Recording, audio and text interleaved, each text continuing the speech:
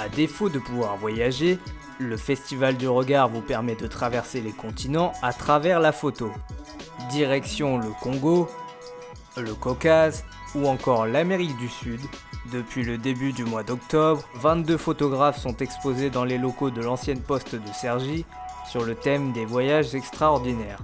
Une bouffée d'air frais en pleine crise sanitaire. D'ici, de ce lieu, partaient des lettres pour le monde entier, des colis pour le monde entier. Donc on a eu cette idée de voyage en octobre dernier. On n'imaginait pas que pendant cette année 2020, à cause d'un virus, on ne pourrait plus voyager aussi librement qu'en temps normal.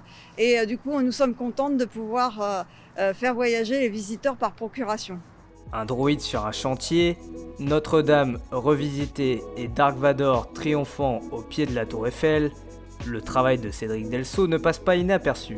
Depuis près de 16 ans, le photographe originaire d'Ivry-sur-Seine illustre la Dark Corporation, une entité mystérieuse qui prend les traits de l'univers Star Wars pour se mêler à notre réalité grâce à une équipe de designers 3D.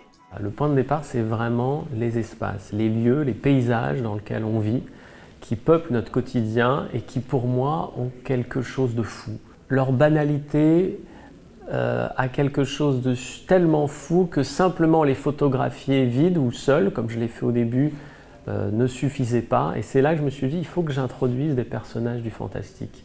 L'artiste franco-espagnol Flore nous ramène sur Terre, et plus précisément au Maroc. Un pays qu'elle connaît très bien. Lorsque ses parents se séparent dans les années 70, Flore et sa sœur arborent le pays au cours d'un road trip avec leur mère décédée depuis. Un souvenir teinté de mélancolie, à l'image des Polaroids qu'elle expose aujourd'hui.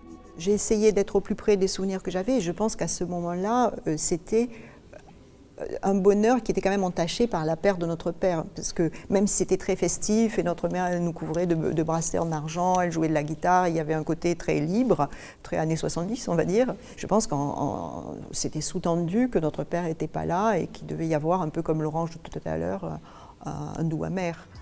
Les expositions resteront disponibles sur entrée libre jusqu'au 29 novembre. Une partie d'entre elles sont aussi visibles sur la place des Arts et au parc François Mitterrand.